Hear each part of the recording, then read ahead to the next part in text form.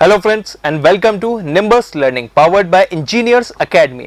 इस वीडियो में हम बात करने वाले हैं हाल ही में एयरपोर्ट अथॉरिटी ऑफ इंडिया की वैकेंसी एयर ट्रैफिक कंट्रोलर की जो वैकेंसी आई है उसकी जॉब प्रोफाइल के बारे में कि यहां पे अगर आप एटीसी एयर ट्रैफिक कंट्रोलर बन जाते हैं तो आपका काम क्या होता है, वर्क प्लेस कैसी होती है, क्या क्या बेनिफिट्स मिलते हैं और प्रमोशंस कैसे होते हैं, एक्सेट्रा एक्सेट्रा। तो complete job profile of air traffic controller के बारे में हम बात करने वाले हैं।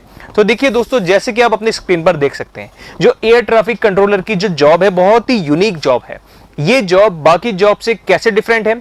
सबसे पहले पूरे इंडिया में लगभग 3200 3200 तो टोटल एयर ट्रैफिक कंट्रोलर्स हैं। यहां पे आपका प्राइमरी जॉब क्या रहता है? एयर ट्रैफिक कंट्रोल, मतलब जो हवा में उड़ने वाले plane, helicopters, passenger plane, cargo planes etcetera जो चीजें हैं, इनका ट्रैफिक को कंट्रोल करना है एंड मैनेज करना है, जैसे कि आपको नाम से समझ में आ रहा है। लेकिन पहले हम बात करते हैं कि जब आप ये एग्जाम क्लियर करते हैं तो सबसे पहले आप ट्रेनिंग में जाते हैं। ट्रेनिंग कहां होती है? सिविल एविएशन ट्रेनिंग कॉलेज है इलाहाबाद में। यहां पे आप इस एग्जाम को क्लियर करने के बाद आप यहां पे पहले ट्रेनिंग में जाते हैं।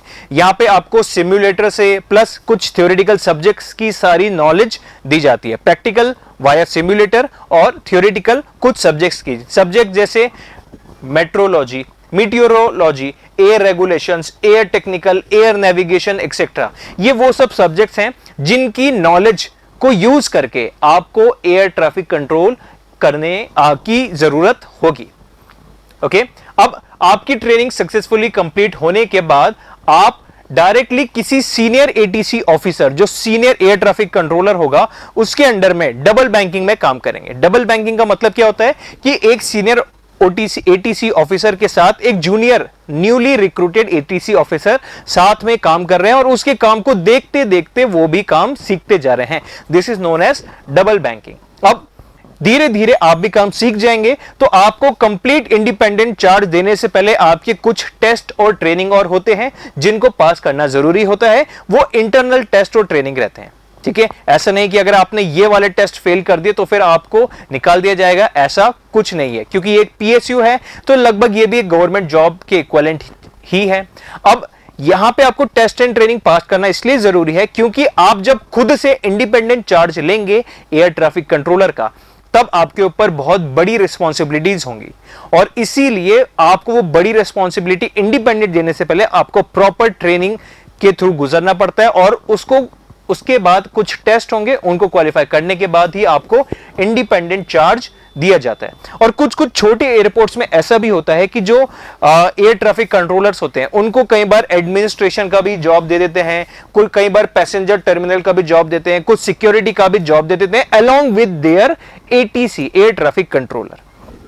ओके, अब एग्जैक्टली ड्यूटीज क्या होती हैं, एग्जैक्टली काम क्या होता है एयर ट्रैफिक कंट्रोलर का? देखिए, जैसे कि आप अपनी स्क्रीन पर देख सकते हैं, अलग अलग हेलीकॉप्टर्स, प्लेन्स, कई बार पैसेंजर प्लेन्स होंगे, कुछ कार्गो प्लेन्स होंगे, कुछ मिलिट्री प्लेन्स होते हैं, कुछ प्राइवेट जेट्स होते हैं। अब इस तरीके के बहुत सारे प्लेन्स आड़े तिरछे डायरेक्शन में गुजर रहे होते हैं।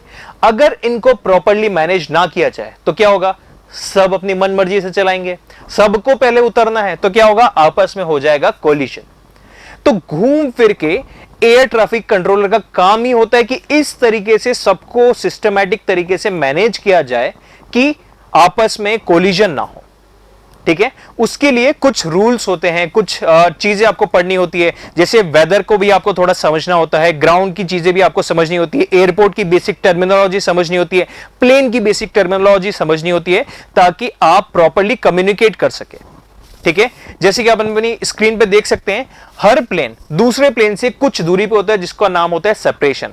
जैसे कि वर्टिकली जो दूरी होती है वो vertical separation, horizontally horizontal separation और लॉन्गिट्यूडनल सेपरेशन।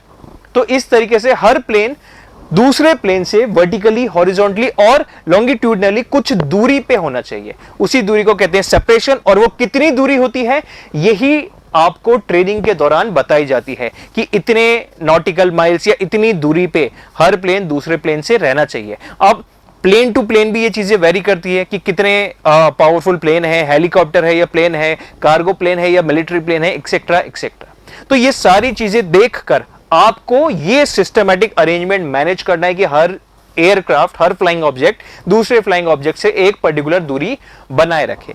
ये एग्जैक्टली काम होता है एयर ट्रैफिक कंट्रोलर का। अब हम बात करते हैं कि प्रमोशंस किस ऑर्डर पे होते हैं।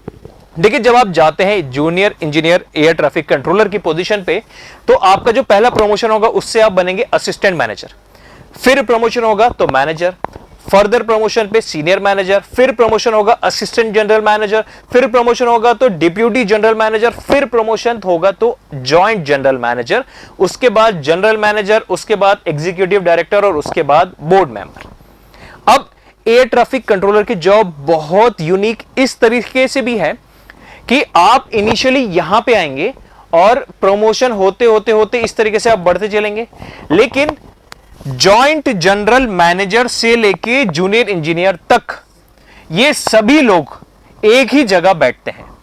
मतलब ये जो जॉब है, यहां पे कोई क्यूबिकल या कैबिन सिस्टम नहीं है कि हर एक का अलग अलग कैबिन हुआ।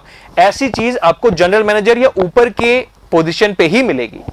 यहां पर एक ही एयर ट्रैफिक टावर होता है, तो उस ट्रैफिक कंट्रोलर टावर में ही जूनियर इंजीनियर होगा, वहीं पे असिस्टेंट मैनेजर होगा, वहीं पे मैनेजर होता है, वहीं पे सीनियर मैनेजर, वहीं पे असिस्टेंट जनरल मैनेजर, वहीं पे डिप्यूटी जनरल मैनेजर और कुछ जगहों पे जॉइंट जनरल मैनेजर भी वहीं पे होते हैं। उसके बाद जनरल मैनेजर और इनका तो अलग कैबिन, अलग क्यूबिकल्स होता है जहां पे उनका पूरा ऑफिस सेटअप होता है। ओके, तो देखिए एक यूनिकनेस ये भी है, जो नया नया ज्वाइनी है वो भी, और जिसको 15-20 साल हो गए वो भी सब एक ही जगह पर है। नेक्स्ट, ऑफिस, जैसे कि मैंने आपको बताया था, before promotion to general manager कोई क्यूबिकल या कैबिन नहीं है।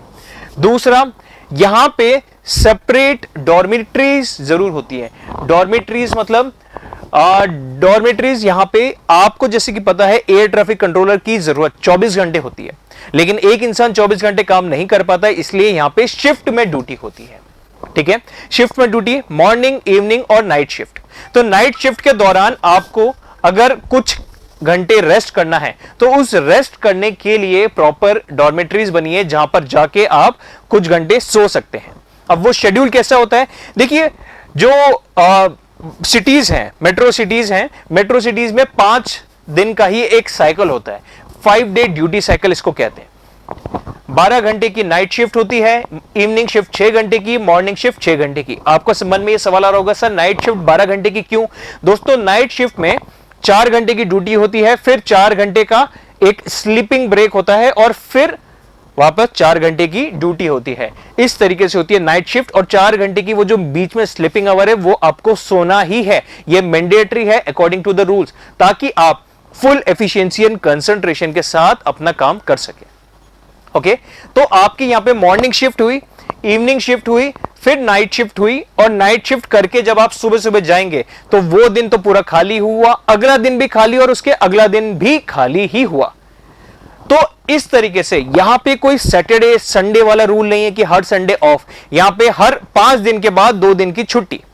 और अगर आप नाइट करके जब सुबह सुबह आएंगे उस दिन को काउंट करें तो वो दिन भी आपका छुट्टी का ही हुआ।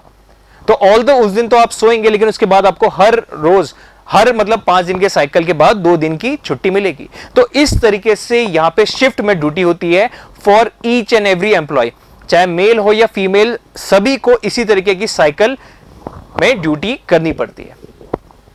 ठीक है, अब कुछ फीमेल ऑफिसर्स के लिए कुछ स्पेसिफिक पॉइंट्स है जो मैं बताना चाहूंगा। सबसे पहले यहां पे फीमेल ऑफिसर्स को भी इक्वल अपॉर्चुनिटीज दी जाती है कि वो भी जॉब में उनकी ग्रोथ एंड डेवलपमेंट भी बिल्कुल उसी तरीके से होगी जैसे मेल ऑफिसर्स की है।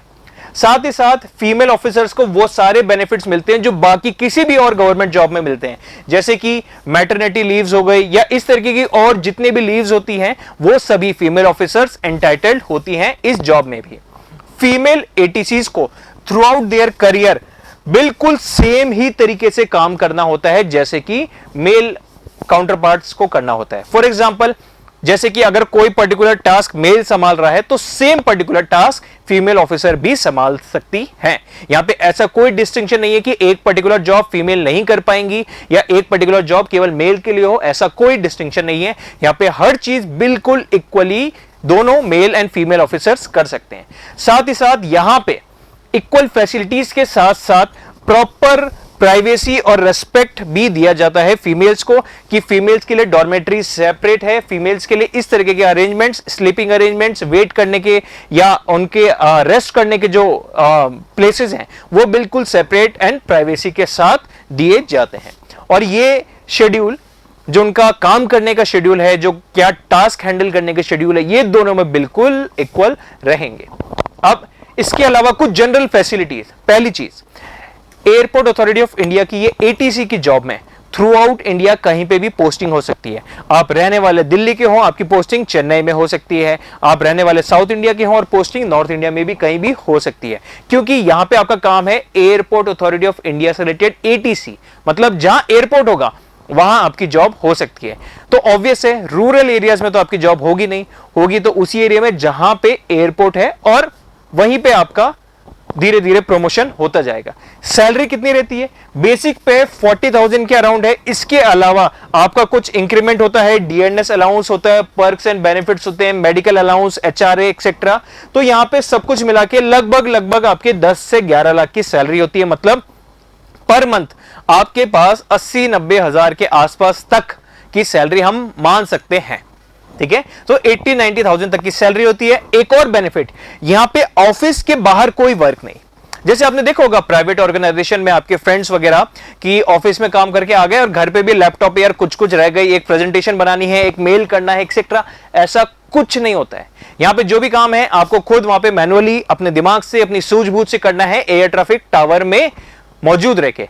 जैसे ही आपका ऑफिस टाइम खत्म हुआ, आप बिल्कुल फ्री हैं अपने ऑफिस के काम से लेके। साथ ही साथ एक बहुत बड़ा मिसकंसेप्शन मैं क्लियर करना चाहूंगा। काफी बच्चों को यह डाउट होता है कि सर अगर हम एटीसी में जॉब मिल जाते तो क्या जिंदगी भर फ्लाइट हमारी फ्री है?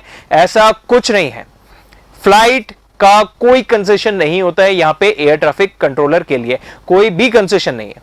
ठीक है, तो आपके लिए उतना ही फ्लाइट का टिकट पड़ेगा जितना कि एक आम उड़ने वाले पैसेंजर के लिए होता है। ओके, तो दोस्तों इसके अलावा कोई भी और सवाल हो, कोई भी क्वेश्चन हो, या फिर अगर आप भी एयरपोर्ट अथॉरिटी ऑफ इंडिया के एयर ट्रैफिक कंट्रोलर की तैयारी कर रहे हो और उसके लिए आपको ऑनलाइन कोर्स चाहिए हो या टेस्ट सीरीज चाहिए हो, तो इस वीडियो के डिस्क्रिप्शन में ये जो फोन नंबर्स गिवन है, इस फोन नंबर्स पे आप कॉल करके अपने डाउट्स क्लियर कर सकते हैं, टेस्ट सीरीज ले सकते हैं, या एयरपोर्ट अथॉरिटी ऑफ इंडिया के एटीसी की जो प्राइम कोर्सेज और कैप्सूल कोर्स है उनको भी परचेज कर सकते हैं। तो चलिए दोस्तों, चेहरे पे मुस्कान बनाए रखिए और एक पॉजिटिव एटीट्यूड के साथ, एक पॉजिटिव वाइब के साथ निम्बस लर्निंग के साथ जुड़े रहिए। Thank you and have a nice day. If you really like the video, please hit the like button, share the video, subscribe to our YouTube channel and press the bell icon for the latest updates. Thank you.